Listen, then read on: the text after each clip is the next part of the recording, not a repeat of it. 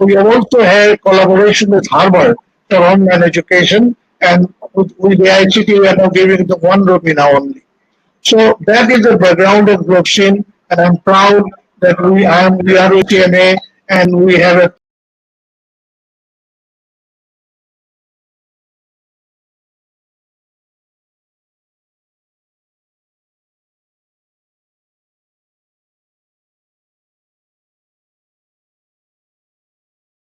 person like you to talk about the leadership. 45 minutes plus of great and exciting learning. We have had Mr. Gopal Krishna in the past delivering the inaugural lecture. But before I introduce Mr. Ajoy Chawla, it's more than apt that I set the ground rules.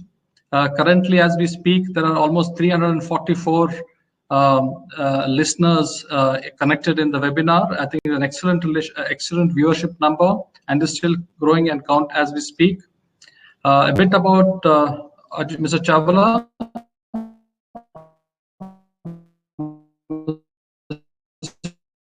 Chawla that houses iconic brands as the Tanishq, Mia, Zoya, and Carrot Lane. The jewelry business today has a network of almost 450 plus exclusive retail outlets in 200 plus towns, an extensive manufacturing and geographically dispersed sourcing network in India as well.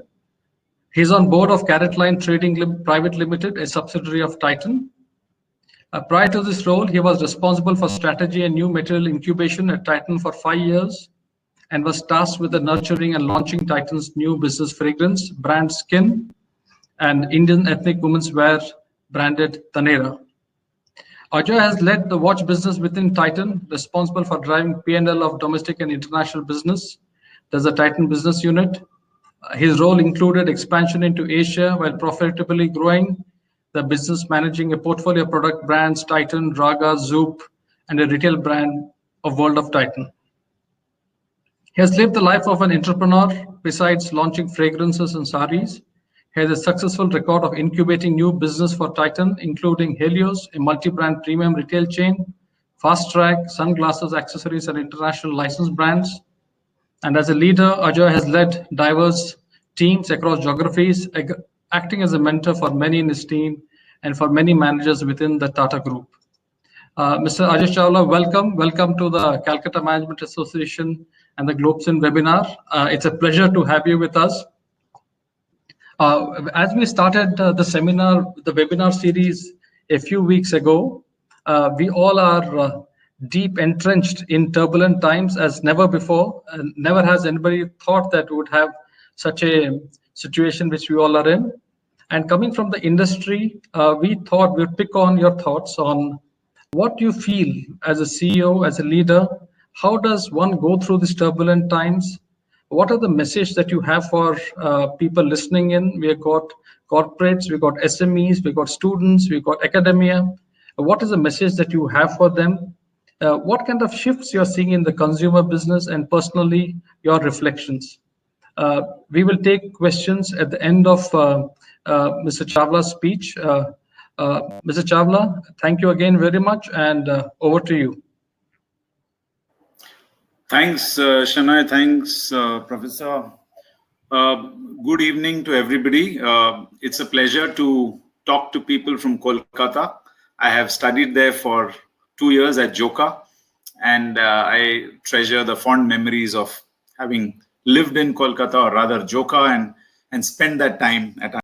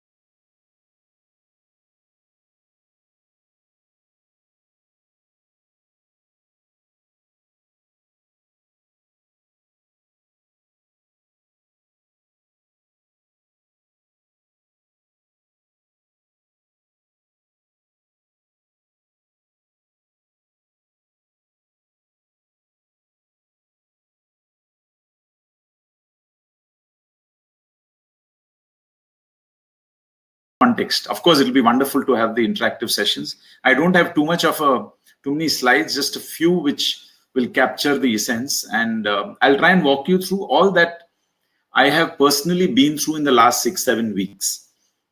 If it makes for any sense or wisdom, then so be it. Otherwise, just hear it as the travails of a fellow, corporate citizen as we struggle through this interesting times.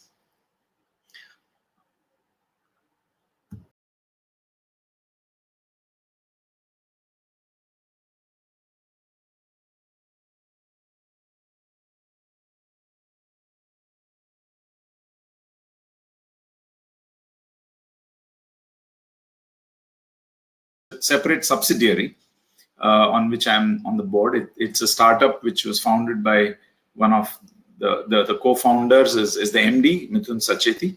Tanishq, Zoya and Mia are part of the portfolio of brands within the jewelry division of Titan.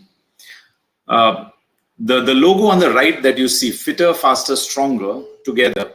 Now that was actually the theme of our business planning when we started business planning for the next fiscal, that is 2021, for the year 2021. Sometime in November, we started the planning, well before the Wuhan excitement was known to all of us. And somewhere around the end of March, we were supposed to present to the board the entire business plan, our initiatives, our aspirations, and the strategies involved. Then, of course, COVID-19 happened. And many of our business plans have had to be completely reworked. And in fact, we are not looking at annual business plans anymore, but quarterly business plans. However, what was interesting to me is the theme of fitter, faster, stronger as an organization, as a portfolio of brands, as a business, in fact, has become even more relevant in these times. And doing it together was always the necessity, and now it is no longer an option. You can only become fitter, faster, stronger if we work together to navigate this. So, and I'll try and make sense of this as we go along.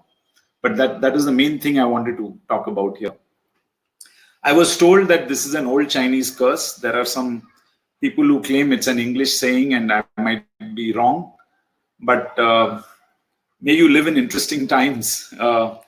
I think, is it a curse? Is it an opportunity? Whether it is Chinese or otherwise, it's just another point of view. But I think interesting times make up for interesting learning opportunities. And certainly, to me, opportunities will always outweigh the crisis, that I would say. But before we get there, let me give you a flavor. I think this reality of what I think this reality will be true, 95% of this will be true for each and every industry, each and every corporate player, each and every business. The interesting piece here is, very rarely do we see an event which impacts both demand as well as supply. I think the combination of the two has created an unprecedented challenge for most businesses. With a lockdown, as a retail industry and retail player, all our stores are shut. We started shutting down from around 14th, 15th of March, city by city, we used to evaluate. And then from 22nd onwards, or just before the curfew, 22nd March onwards, we have had to shut down completely. And I think the first set of stores started reopening only last week, May 5th. So it's been an unprecedented time where stores are shut. Needless to say, cash flows have become zero, inflows that is. I think this, I attended a McKinsey webinar where they talked about 30 to 40 million job losses.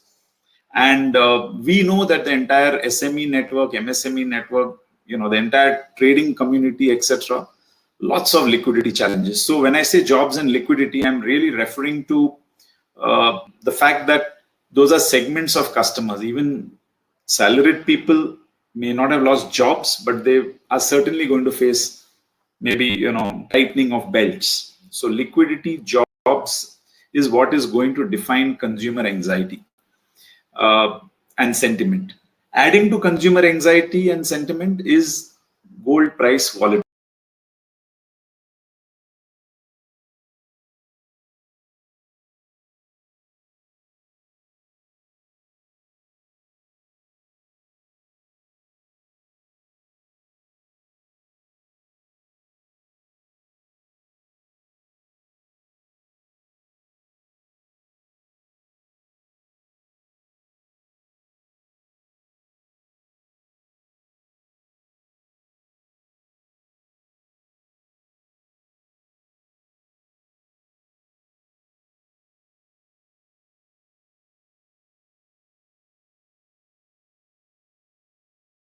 of jewelry which comes into play. So in a way, it is not such a bad thing, but volatility is certainly a challenge. Most of our network, we have 328 Tanishq stores per se, and out of these 328, I think about 250 or 260 odd are franchise stores. When I say franchise, the store is still Tanishq, everything is Tanishq standard, but it is managed by a franchisee who's invested in the business. And this has been our growth story for Titan, be it watches. In fact, in watches, 90% or 95% of our businesses, World of Titan stores are franchise network. In Tanishq, about 55 or 60 of our stores are managed by us, and the remaining are managed through franchisee network. So this network is our strength, and in a way, they are the owners of the business and the business in that catchment. So obviously, when franchisees face cash crunches and losses, they are businessmen, first. So they will start worrying about how are they going to make up losses. They're going to worry about how cash flows will be supported. Their fixed expenses are there. Rentals and salaries are almost fixed. So managing that becomes one big challenge. And in fact, ensuring that people who are employed by them get paid in full, like we would pay our own employees, our store staff. They are indirect employees, but nevertheless, we have to ensure they get close to 100% of what they are getting, because we wouldn't want any employee to go with a salary cut, not at a critical time like this. So managing that network brings in a layer of complexity, and it requires managing a different stakeholder in a win-win manner. If I look at supply chain side, again, I think for most people, factories and warehouses have been shut, e-commerce is shut. Idle capacity, I think most of us would have ended with high inventories. Now, typically in March, we build up for Akshaya Tritiya, which is an important festival in April. So a lot of inventory with us or with our partners or at our stores. So we really have not had a chance to liquidate that or to sell that. So obviously our inventories are adequate to take us for the next few months. So many people would be looking at, staring at idle capacity. Having said that, demand itself is going to be a slow ramp up. So in a strange way, the demand and supply balance of both being pegged lower, both from capacity of selling, capacity of production, walk-ins as well. It is in a way balanced. But having said that, the stress it can create for different people in the ecosystem can be a multiplier effect. As a CEO, I have to look at both sides and manage the economic stress and the emotional stress either way. Of course, now we also have heard of the challenges. In fact, it is extremely difficult to read how migrant labor has been significantly impacted. And I don't have an exact count, but even many karigars, the artisans who make the jewelry, most of them from Bengal, have had to, move, or they've decided to move to get back home and see their families. Some of them have stayed back in Hosur, near our Karigar parks. Some of them in Bombay have stayed back, but they may wait for June. But many people from Amitabha,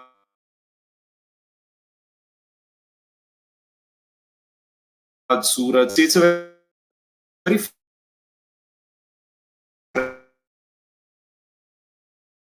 fragmented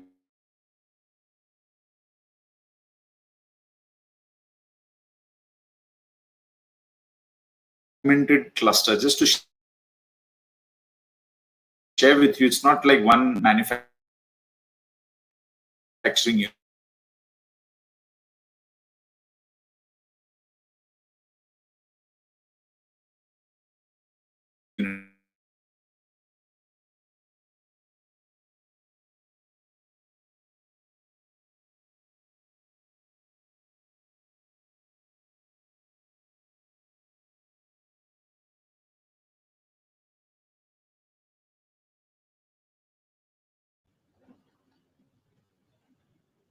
I think we are having a Yeah. little net connection. Mrs. Yeah, Chawla has been having a I'm bit back. of yeah, that seemed to be correct. Yeah, Yes. I'm back. So it is a challenge to be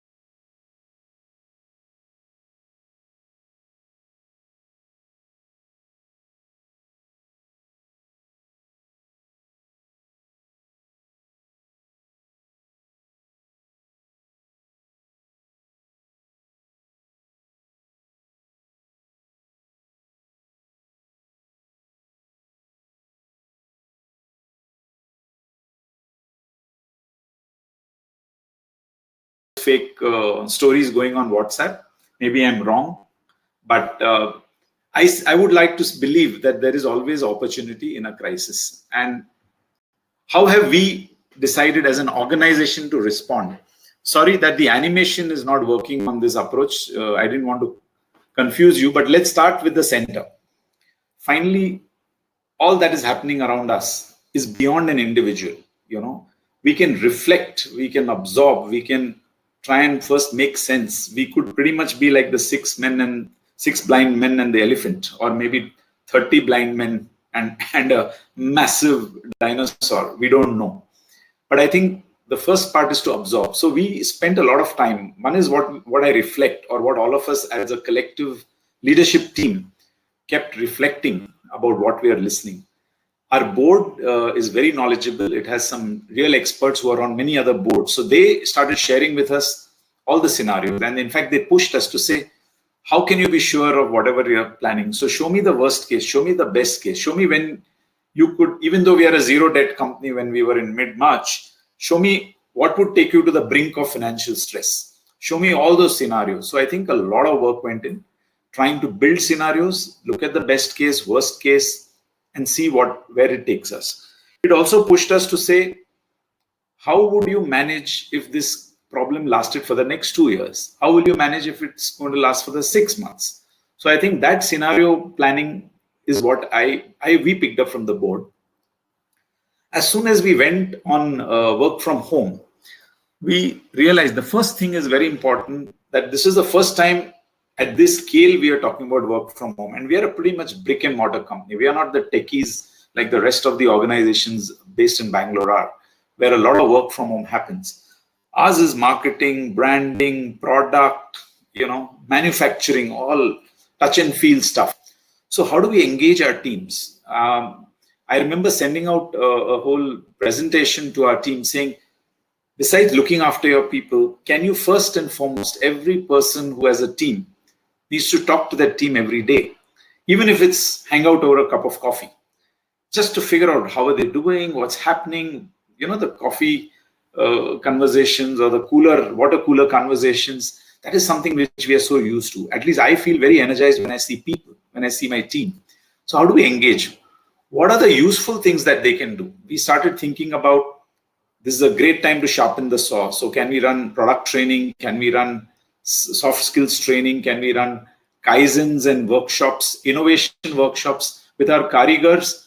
Our sourcing team actually ran design competitions, because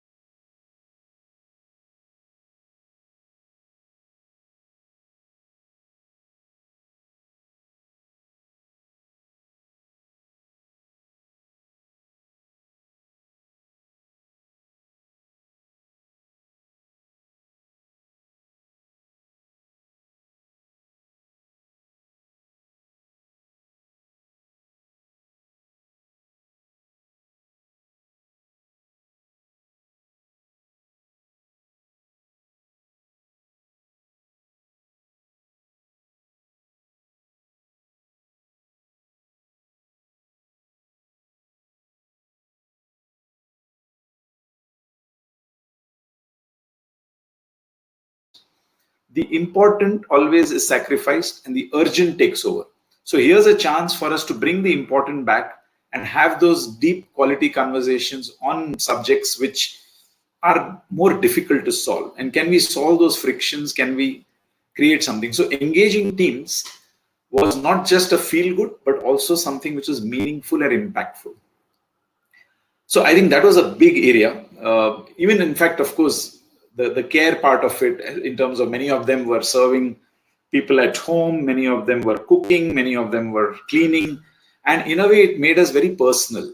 When people saw that, hey guys, at 12:30 I need to go, otherwise there's no lunch on the table because I have volunteered to do a 21-day, 21 dishes challenge. So every one meal I will cook. It made me more human. And people said, okay, Ajoy also cooks. That's nice. Next time we'll ask him to get us something for home. So engaging teams was, it was both the hard and the softer part. The most other important thing that emerged, I attended, we did a partner roundtable conference. We got the experts from market research, advertising agencies, media agencies, and we had a fabulous time. We spent, I think, about 2.5 hours with a partner virtual roundtable conference, and we got such fundamental thoughts on customer shifts that they are seeing in the marketplace. I remember attending not just McKinsey couple of webinars, but also from BCG.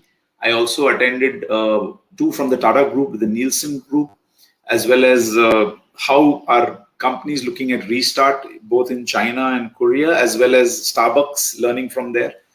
Lots of opportunities to learn what the world is doing.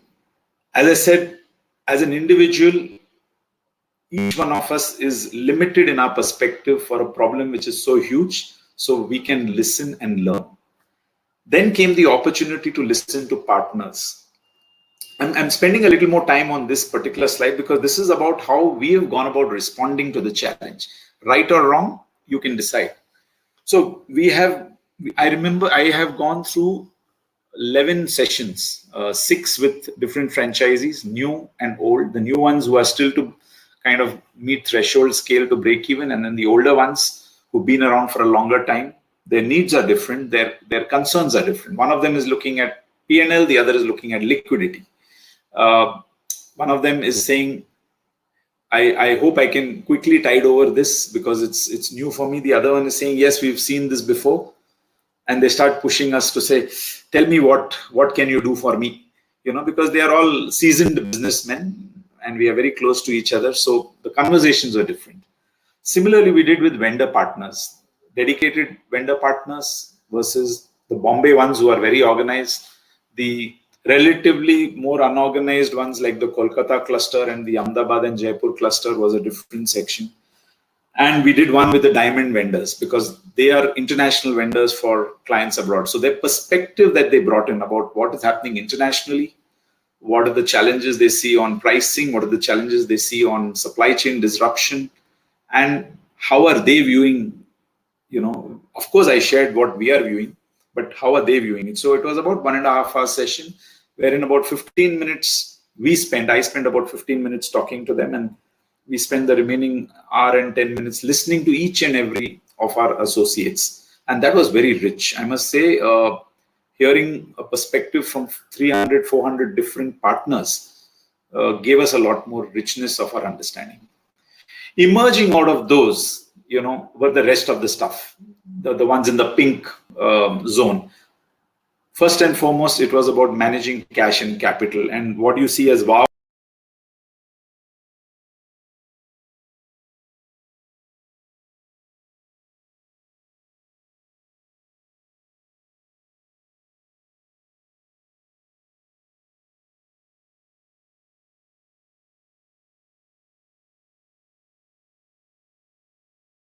forward, because we have figured out a better way to connect with so many more people.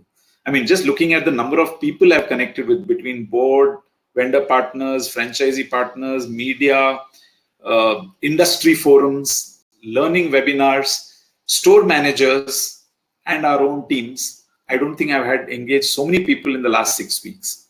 So certainly cutting out costs which are possibly wasteful. Capital, cash is king at this time. So how can we conserve capital for jewelry industry? A lot of capital is sitting in gold and diamonds, and even a one-day reduction in lead time can mean many hundreds of crores of saving of capital. Managing gold, learning from banks, understanding how non-moving diamond inventory can be managed a little better. There's a lot of it. In fact, we are now doing weekly and monthly reviews on capital and cash, war on waste. So this is something which might give us several hundreds of crores of saving as we go along on an annualized basis. This is not cutting for this year alone. We are looking at annualized saving. The other important piece I want to share here is about customer insights. We picked up quite a few interesting shifts that are happening in customers. Everybody has got the fact that the customer, after 6 to 7 weeks of lockdown, has shifted towards a digital medium. And this habit is not going to go away in a hurry. So I think what all the promotions in the last few years has not done has been done by the last 6, 7 weeks of lockdown. Finally, all of us are digital natives, whatever you say. So that is the obvious one, but there are also subtler shifts. For example, is convenience going to be more important than entertainment when it comes to buying? Third, is pride in India going to play a bigger role? And we believe that is coming through to me. And yesterday Prime Minister talked about it, but I think it was already there. People are very proud by the way in which India has rallied around and come together to actually, fight this war. It is a war in people's mind, and therefore there's a lot of India first flavor going on. It's an opportunity. We are also thinking and seeing people are saying, do I need to consume so much? But if I consume something, if it is helping some purpose, so purposeful consumption becomes an interesting piece. Now, how can we leverage it to our own industry and category? Something for us to think about, and we've thought about it. Gifting, we realize that a lot of private gifting, people are going to spend less on travel, people are going to spend less on services, less on wedding events. Therefore, gifting and gifting products which are going to appreciate in value, like jewelry, makes a big difference. So can we position ourselves as a more meaningful and a more eternal gift which is going to appreciate in value over time, thanks to the investment value of the material that is there in jewelry? We also looked at the fact that health and fitness and well-being is important, and maybe it's not so relevant for jewelry, but relevant for fast track where wearables, etc. are there. So I'm just sharing some of these thoughts. There were many, many thoughts which have come, and we have actually, there's one more thought which many of you must have heard, and it came through in the Nielsen webinar, which is about lipstick effect, where people want to, especially the younger folk and the more, less burdened folk, are able to indulge in themselves with a small purchase as opposed to a large purchase. So instead of spending the entire beauty and cosmetics, they will spend on lipstick. So in a way, what is that lipstick effect for jewelry? What is that lipstick effect for watches? How can we encash on this younger consumer who is optimistic, wants to express herself, has tasted aspiration, but wants it at a lower price point? So there were many, many such thoughts that have come across. And the other bit on this consumer connect is we said, let's reach out to all our customers. So instead of getting our store staff sitting idle at home, besides the product training and engagement sessions, we said, why don't you call customers and just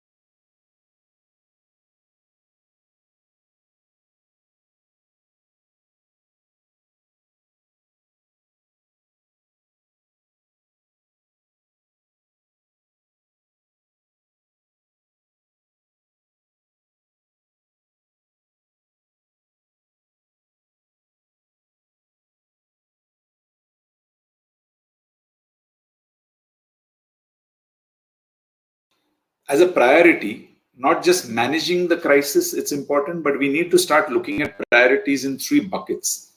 And I'll show you.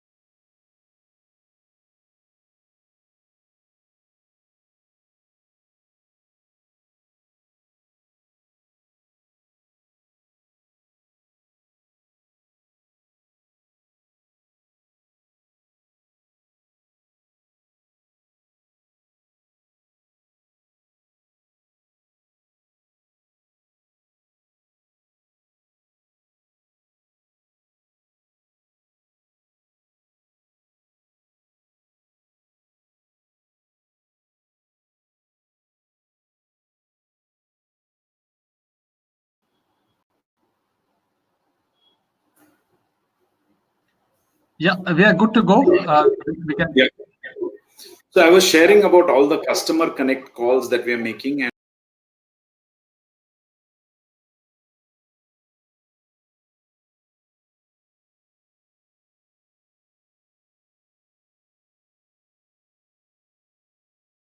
and safety, as I'm beginning to see in the last 1 week, has become a source of competitive advantage. So designing, deploying, and now complying 100% zero defect safety has become a large amount of time that is going.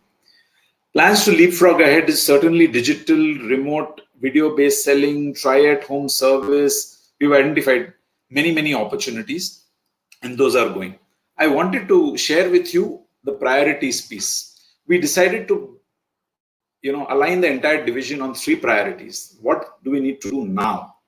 Okay, what do we need to do in the next 3-4 months? And what do we need to do in the next 5 to 9 months? Beyond that, this is not a time to predict. We cannot say how we will do the year. So here I wanted to share the now is all about managing the present and getting to a state of stability. Mr. Bhattacharya, can you, if you could, mute. The next 3-4 months is about getting ready to start and shoot ahead of the rest of industry. And the 5 to 9 months period, we are actually looking at recrafting and reimagining some new realities in our life. And therefore, is there business model tweaks? And I've not mentioned everything here, but we are re-looking at many different ways the way jewelry could be perceived and sold. The whole idea that has emerged in this period is how can we as a large behemoth behave like a startup in which we experiment, learn, and adapt. I think this in a way captures the way we went about thinking, and maybe 70% of the time is still spent on managing the now. But the 20% is in the next 3-4 months, and about 10% of the people are working on what will enable us to build competitive advantage in the future. These, in a way, align the entire division towards a common set of goals. Demand stimulation being a very important goal, because that's what will, if ultimately the end consumer buys, the entire value chain benefits. There's no point in fighting it out between each other. Let's see how to build the overall. I'll come to the last couple of things and then we can break for questions. I remember a quote from J.R.D. Tata, who has taught about leadership is about leading with affection, and it's a very tough ask. There are 3 words.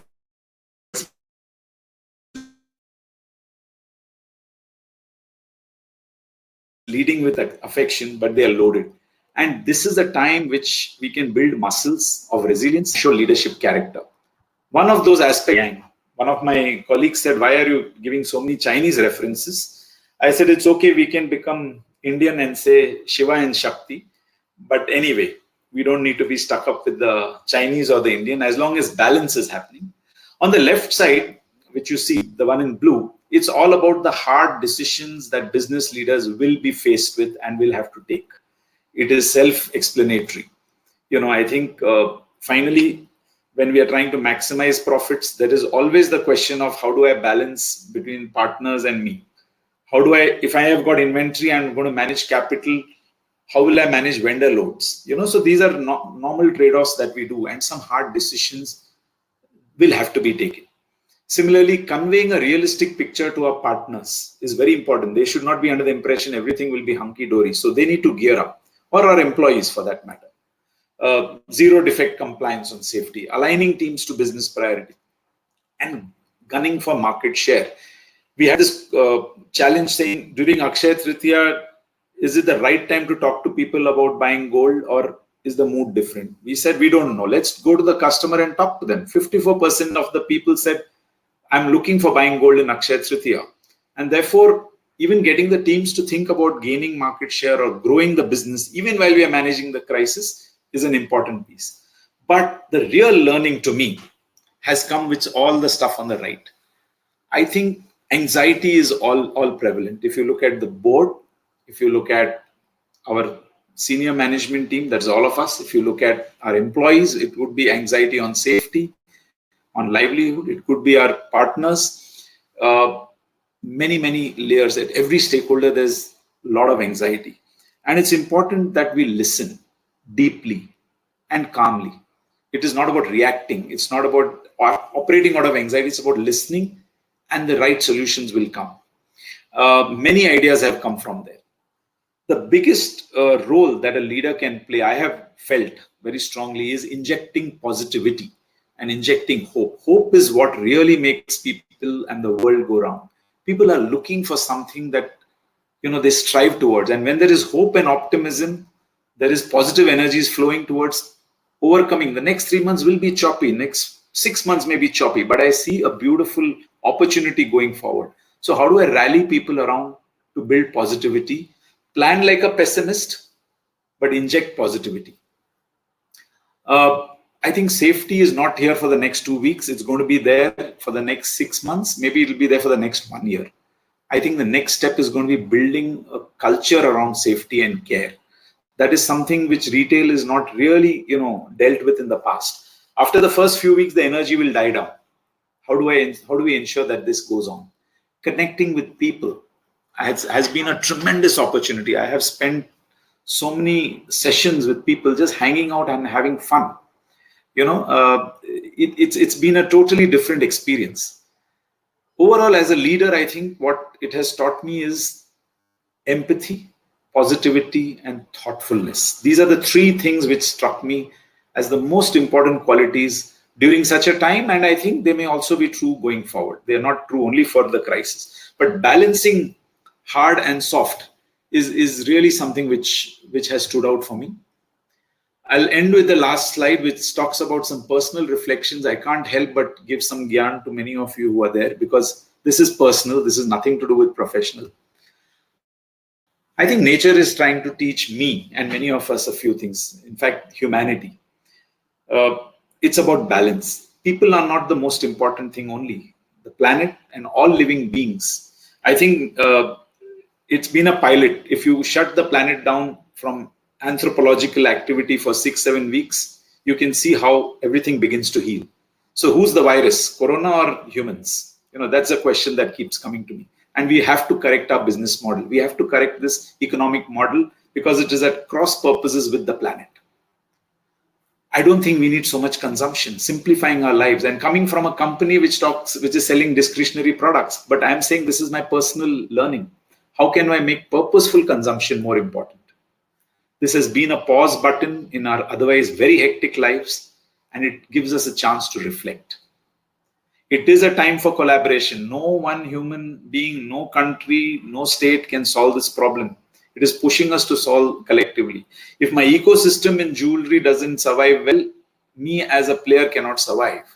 So how do I strengthen relationships and truly act in a win-win manner, not just prophesize win-win? Life is fragile. We know how fragile it can be.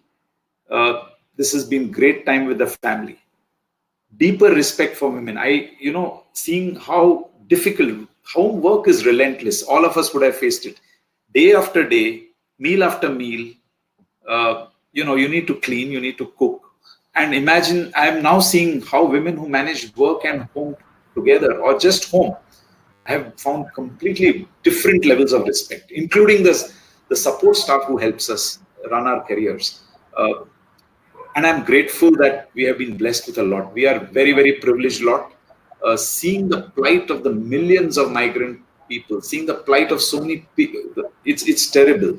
And I think this is a time where we should not be thinking about what will happen to us, because this is the time to give and give freely. So this has been my learnings out of this entire episode.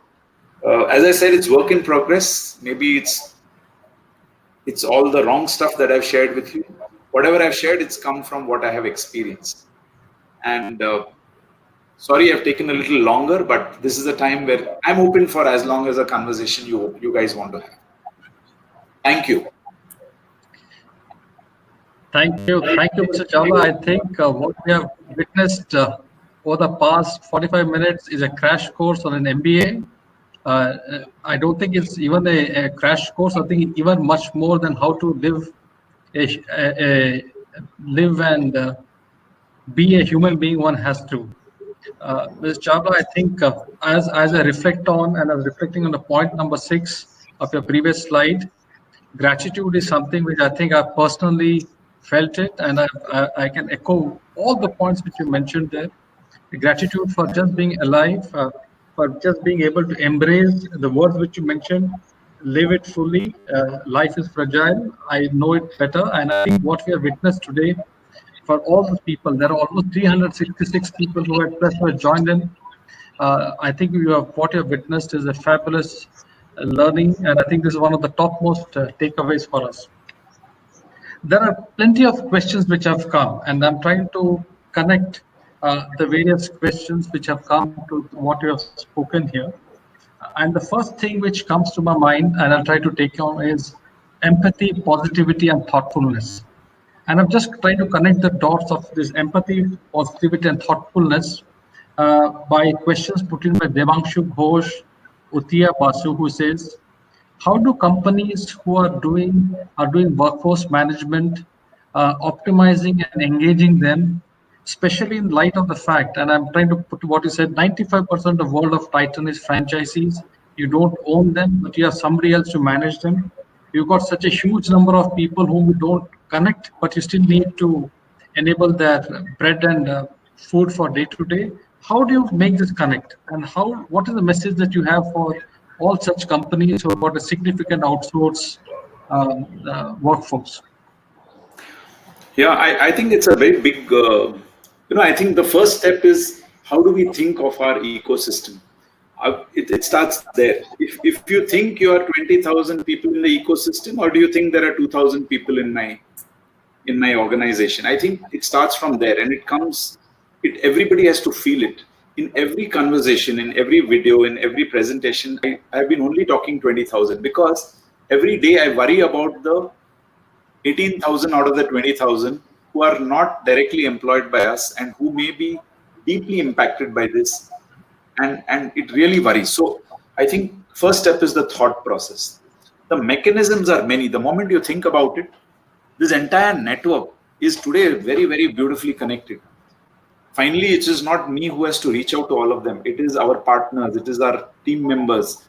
Every person has to think that there's a set of people they manage. A sourcing person who interacts with maybe 5 vendors, and each vendor has maybe, say 70, 80 karigars who work for them.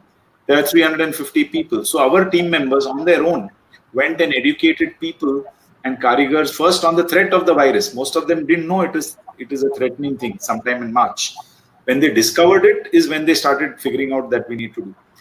So in my mind, one is how we think. The other is how do we infuse this with every person. It is impossible for me to own 20,000 people.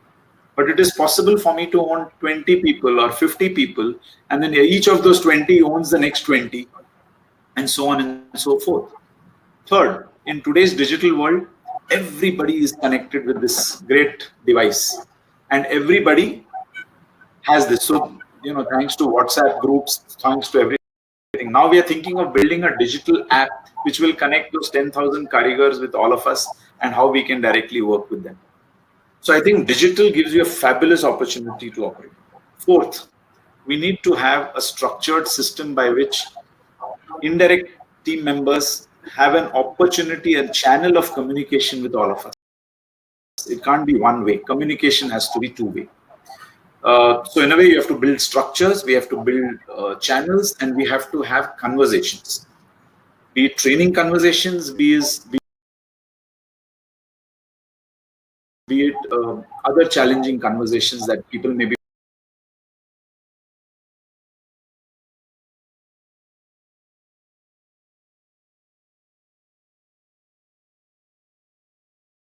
facing in their workplace. So we have to think it through. But the starting point is, do I think 20,000 people do? The contest which you did for the Karigars, I think very innovative way to keep your people together during these times. Sohini Gupta asked this question, and I think it comes more from the changing potential behavior of customers. How will an off-site online business model be successful for a jewelry brand, especially when it is a high value and high involvement product? So do you see any changes in the way jewelry is going to be sold going ahead?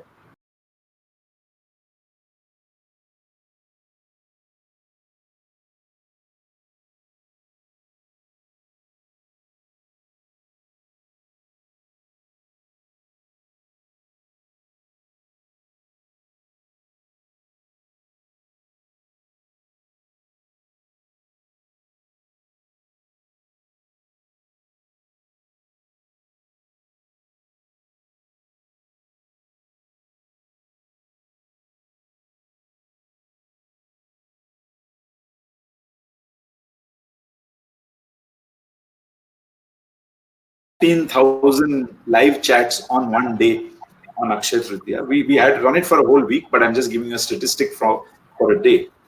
What it showed us is, and more than 50% of those were first-time online seekers, because they had no option. So to me, it indicated one thing: 1.2 million people, despite the doom and gloom, were looking for, browsing for gold jewelry or gold. Second, it indicated more than 8 or 10,000 people were having live chats who were first-time online customers. Thirdly, our ticket size, average ticket size normally has been in the range of about 18,000 rupees online.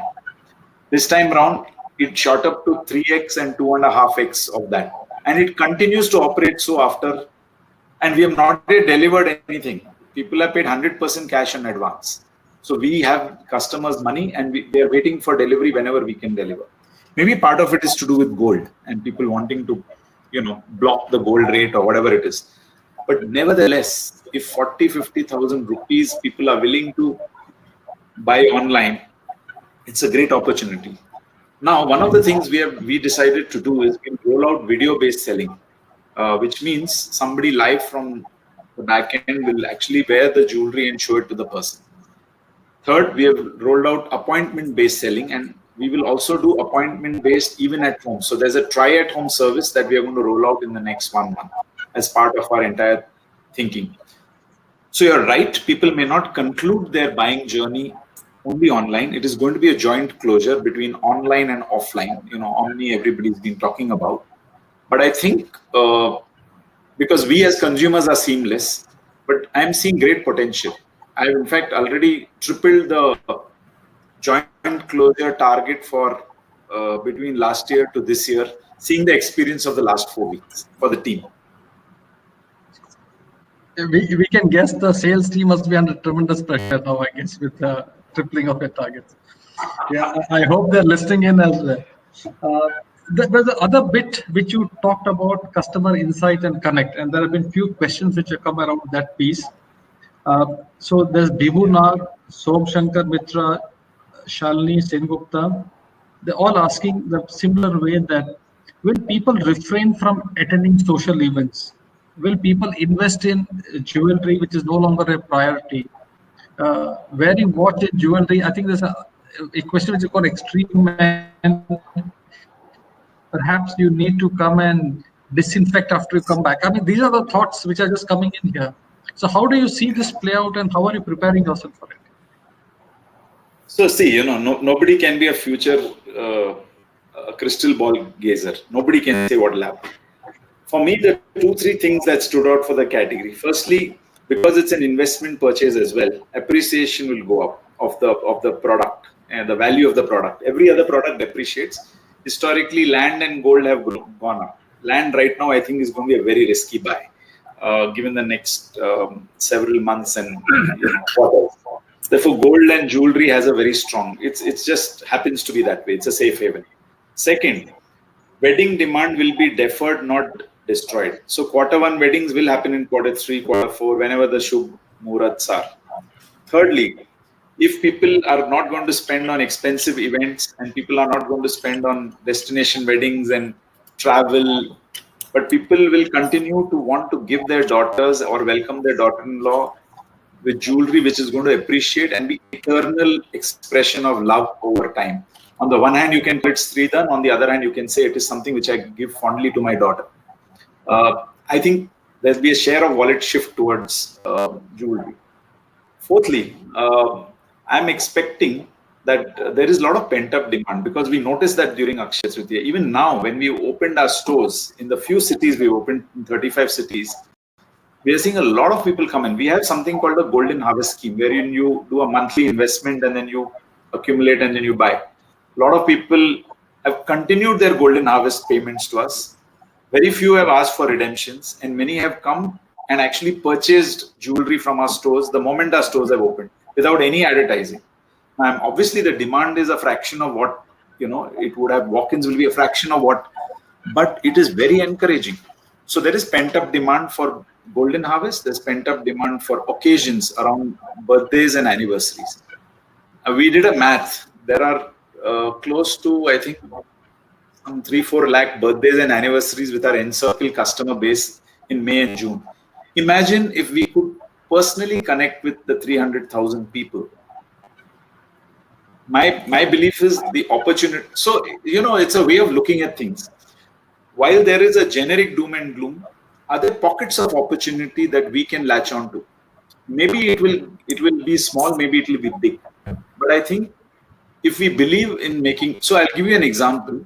I can't share figures because we are in the silent period.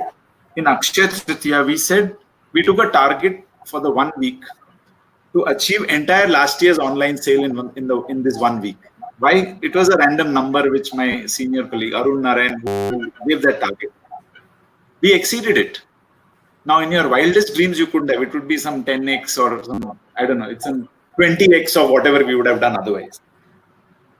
It was a belief that we will try and make it happen, and we exceeded it. So for me, our hope and our belief unleashes an energy which co-creates the outcome.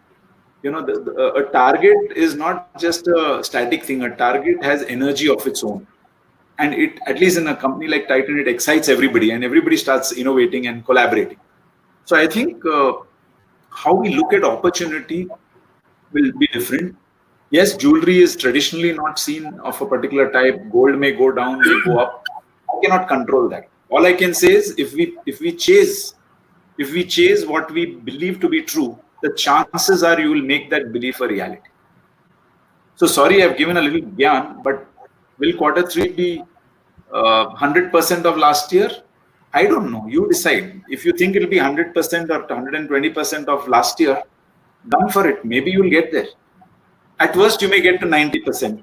That's not bad at all. Any company will take that line hands down today. No doubt. No doubt. I think we've got questions pouring, and I just take a couple of more questions before I ask Mr. Datta to conclude. A question which is coming in from Somen is, there's a thirst for market share. There is also a point which you mentioned earlier times. And he said there are lots of other smaller players who might not have the width and the breadth and depth which Titan possesses. So perhaps how are you all doing a bit different in garnering market share? I think market share is an outcome. While I did say thirst, it was about shooting ahead of the rest. Maybe others will also do the same thing, and in which case we may neutralize each other's efforts. But I think the way we went about thinking, saying we are an organized player, we have a lot of talent, And if we are able to utilize this time fruitfully to craft out a future, rather than get bogged down by the crisis, look at what are the ways and means in which we can grow. So market share is an outcome of all the actions we take. I don't have a percentage number. I didn't even have a percentage target for that. That's an outcome we'll measure after we see what has happened. I don't know the market share in Akshay Tritiya, okay? But I suspect we have gained share of cash. So market share is a lag measure. Lead measure is what initiatives you take to drive growth. And I want to answer one question people have been asking about scenarios. We don't involve the sales team in scenario planning because they will give up. They'll say, you guys are jokers sitting and making me do Excel worksheets again and again. That we have left the complexity at our level, and we've simply told the sales team to go and chase some base case scenario. We'll get there, we won't get there. We are not now giving, we are saying you drive the initiative, the result will follow. Dhoni used to say, put the ball in the right spaces and follow the process, you will get the wickets. So this is the time to actually focus on what you do rather than what you achieve. Wonderful, wonderful. And we just come to perhaps a last question, which more about India. Aishwarya Shah, asked this question. The Atmanirbhar Abhiyan, which our PM is also trying to do, and India is a major exporter of or a potential jewelry player. So how do you think this shifting after the COVID? You think the jewelry industry in India is going to bounce back stronger, be a global better player? So India has been a strong jewelry exporter in the first place. I'm not best qualified to answer this, but I know diamond exports is big because India is the biggest hub for diamond polishing.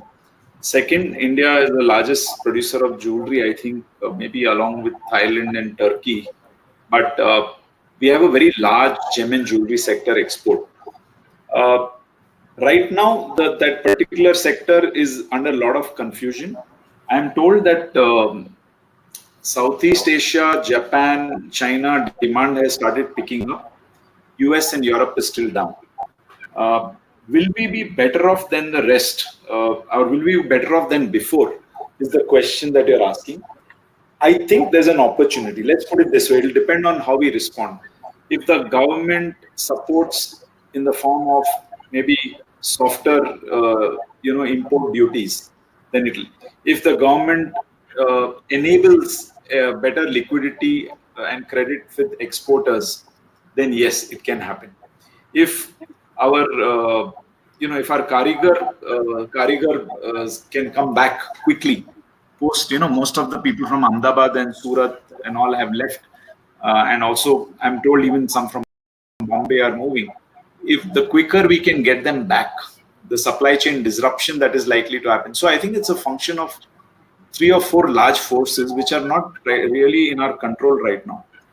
If we want to make it happen, I think we can make it happen. The potential is there, the opportunity is there, the talent is there, and the skill set is there, and capacity is there.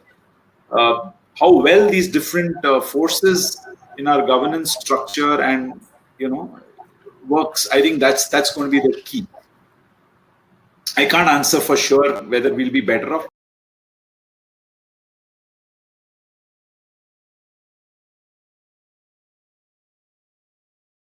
Reserves of gold, private reserves of gold, if I may clarify, 23,000 tons or some such number is there.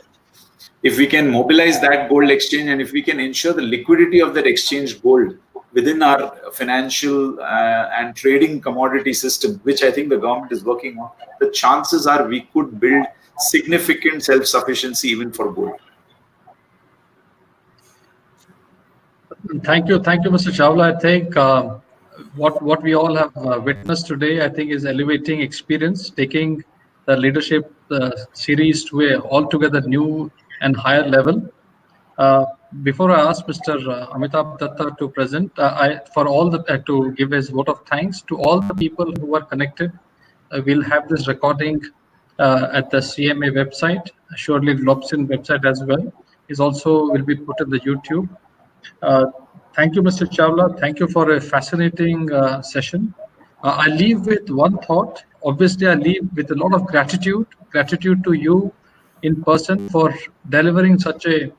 I thought it came from the heart, more from the heart, and I'm sure with the kind of responses and messages we are getting from everyone, it has resounded well with them as well. I'll leave with the quote which you just said: "Plan like a pessimist, but keep injecting positivity." With that, thank you, Mr. Chawla. I hand it over to Mr. Amitabha Datta for his final comments. Mr. Chawla, thank you very much for a great. Sir, you can call me Ajoy. Ajay, I mean, it was great. I mean, it was fantastic. It was a great learning experience for me as well. I mean, what was most heartening was the fact that your whole organization, you've been able to transform it into an organization which believes that it can be done and is actually doing it. Because the starting point is to somehow inculcate amongst the team members that it can be done. And I think that is something that you've been able to do, and congratulations. And I think it's a great job done. And I know it's very difficult. I've had the opportunity of leading fairly large teams and facing difficult situations. And the best thing that the leader can do is exactly what you've been suggesting. They do not lead from the front, inculcate the positivity in the team. And my experience also has been that it does actually really work. But congratulations to you and your team for a great effort. And as a customer, and I've been a customer for quite a long time, I can tell you this much: that yes, the people that are extremely committed, are extremely passionate about relationship with their customers. And even now, a lot of people, the salesperson in various showrooms call up and wish us. I think that is very heartening. And we obviously have been able to do it. But thank you very much for sharing everything with us. And I'm sure a lot more people who could not attend this will learn and benefit from what you said today by watching either YouTube or private. Thank you once again. Thank you very much. Thank you. Thank you. And with this, we conclude the session. Thank you, Mr. Chawla, again. And good night and goodbye. Thank you very much. I must say it's a work in progress. We have a long way to go. Let's not congratulate. We will learn our way through. Thank you. Thank you for Globsyn as well. Thank you. Good night.